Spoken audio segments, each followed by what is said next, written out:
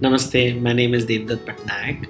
Uh, Technically, I'm Dr. Devdutt Pattanaik. I passed out from Grand Medical College, Mumbai University, as a MBBS doctor in 1993. And I proceeded to work in the pharmaceutical industry for about 15 years. And then I moved full time into working on mythology.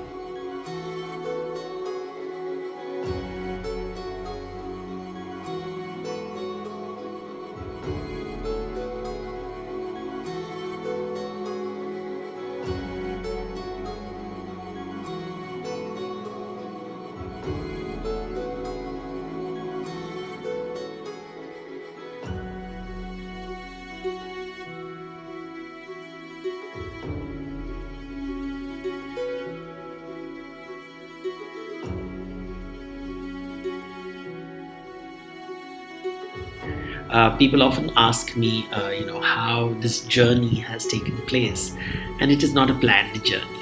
Mythology was my hobby, and when I was working in the pharma industry, I used to use ideas from mythology to solve management problems, and I shared these ideas in newspapers, which became very popular, and eventually resulted me in taking this up full time. It happened very organically. Really, I was in the pharma industry. I worked in the training department, in the marketing department, sales department, and finally headed a small business unit. But I didn't work in the medical department of the pharma industry. Now, people ask me, is there an influence between mythology and my scientific medical training? It does. If you look at my books very carefully, I break it down in a very organized way.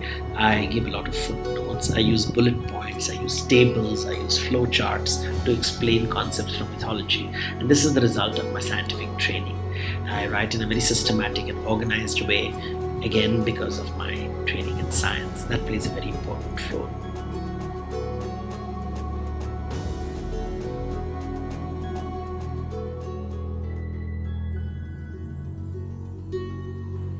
Now, what motivated me to write my own understanding of mythology? You see, what happens is most books on Indian mythology, most people write on mythological fiction. They retell stories and they write it as if they're a lawyer or a judge. They don't really analyze mythology. I didn't see many books analyzing mythology. Most books which are analytical are written by Western scholars. Very few, like Iravati Karve, who has done some kind of research on analyzing Indian mythology. Very, very few scholars do that. Sudhir Kakkar has done it from a psychoanalytical point of view. So very few academic books based on mythology, analytical mythology, mythography. It's mostly done by Western scholars, American and European scholars. And I read a lot of their books, and I felt there was a lot of gap between what they were telling and what I was experiencing. And since I had read so much, I decided to present the matter since nobody else was doing it. And really, there's no course in mythology in India, so nobody really can. Everybody's confused. Where do you locate mythology? Is it anthropology? Is it sociology? Is it literature? Is it philosophy? Is it psychology? Is it history? Is it cultural studies? Is it religious studies? There's a lot of confusion because they're interdisciplinary. And I did this as an amateur, and it has reaped a lot of dividends because the amateur gives you a lot of freedom to appreciate the subject.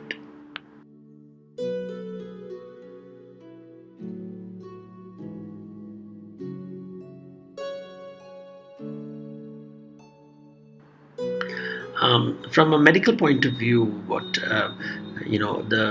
what mythology is closely related to psychology, and you understand human psychology very deeply, and you realize, especially Indians, mythology tries to explore complex ideas of human psychology through stories like the Ramayana and Mahabharata. When we talk about Atma, Ahankar, when we talk of the kleshas, we're really talking about human emotions. So I think the closest subject to mythology is psychology. Some of the mythological ideas also show how ancient Indians looked at the human body. Their understanding of the tissues comes in the concept of dhatus, koshas. Their understanding of human physiology comes in the form of chakras, because ancient Indians considered blood to be a contaminating subject. Therefore, subjects like dissection of the dead body was seen as polluting, and that did not evolve much in India as it did in Europe in the Middle Ages, which led them to discover anatomy and physiology in a much better way. We used much more theoretical models in India because they were not allowed to cut open the human body. So the Ayurveda and Tantra looks at the body very differently. There's a lot of poetry associated with the body. How the body is described as Navadvarapura, a city with 9 gates, which refers to the eyes, nose, mouth, ears, genitals, so anus. So it looks at the body very differently, and it's very exciting to see that.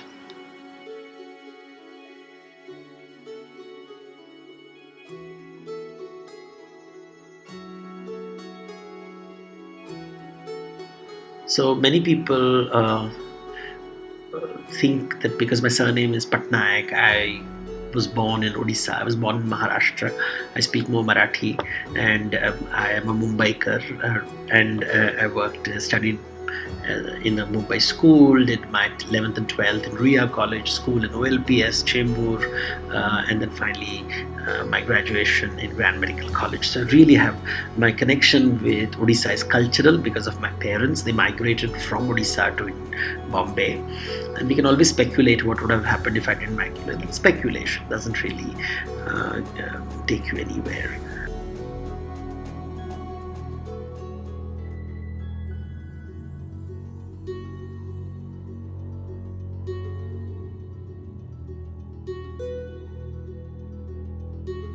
I think for medical students today, I think in the pandemic, I mean, some of y'all are frontline workers, what the government calls corona warriors. I don't like the word warriors. Everything doesn't have to be violent, and the virus is not real enemy. It's just a virus which has no brain and has no purpose. It's just trying to survive in its own strange way, and we have to fight it. It's a new powerful virus which shows us that human beings are vulnerable, no matter how much technology we have, no matter how many medicines we have developed. It humbles us. It reminds us how humans are mortal and fallible after all. As doctors, I feel you must understand that at the end of the day, you're providing medical service, and medical service, like all services, has to have remuneration. We are embarrassed to understand the commercial and the financial aspects of medical science that is not taught to us in the 4.5 years you study medicine. Ultimately, at the end of the day, you have to earn a fee for your service. You have to charge a fee. You need a salary. Some people get salaries. We have to charge fees, and medical fees. It becomes problematic because people think that medical profession is something sacred, and in India we think if it is sacred, it must not be commercial. But that's not the way the world functions. You also have to feed your family, you have to pay your bills, and therefore you must focus on the commercial side of it. Although people will say doctors are gods, don't get trapped in that halo effect. Yes, you have skills that can save lives, but at the end of the day, it's a professional service for which you charge fees, and you should never be ashamed of charging dakshina for the knowledge that you and the service that you bring to people. That's part of life, and remember that, so you never get ashamed of asking your fee, which is fair to you. Don't overcharge people, but charge which is fair.